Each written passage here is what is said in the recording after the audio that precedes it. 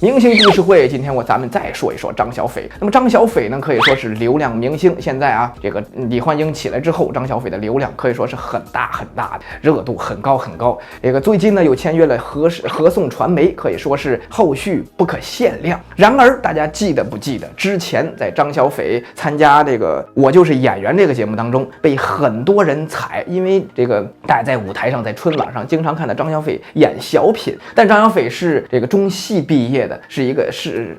标准的科班出身，演小品呢只是一个阴差阳错，但是好多人对他的演技进行质疑。我在这儿我觉得不应该对他演技进行质疑，他演的还挺好的，大家只是看到了他演喜剧那一面太放光彩了，所以说感觉哎呀，再演别的角色都感觉是不像那么回事，就跟宋丹丹之前那个演了魏淑芬之后，他演什么角色那都感觉跟魏淑芬似的。后来宋丹丹这不是离开春晚之后，也演了很多喜剧啊，很多电影啊，很多这个电视剧呀，不都演挺好的吗？只是大家看惯了这样的一个角色，就自己回不来了，是自己的一个印象，而不是说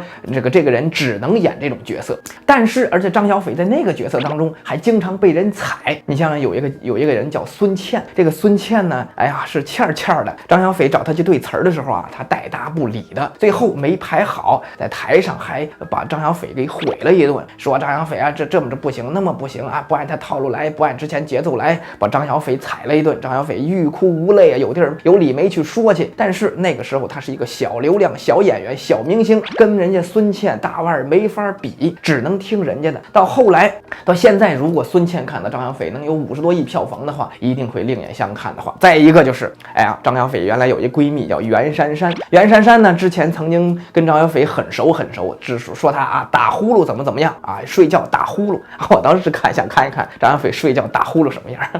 哎呀，张小斐睡觉打呼噜，结果呢后期他又给张小斐道歉了，说哎呀真不该给你说你睡觉打呼噜什么会对你有什么影响之类的。但张小斐也没有什么呀，也根本就不在乎啊。所以张小斐现在起来之后呢，我觉得在这个自己的事业方面一定会迎来很大的发展。之前那些踩他的、那些毁他的人，你们玩去吧！女神张小斐一定能够更加的飞黄腾达。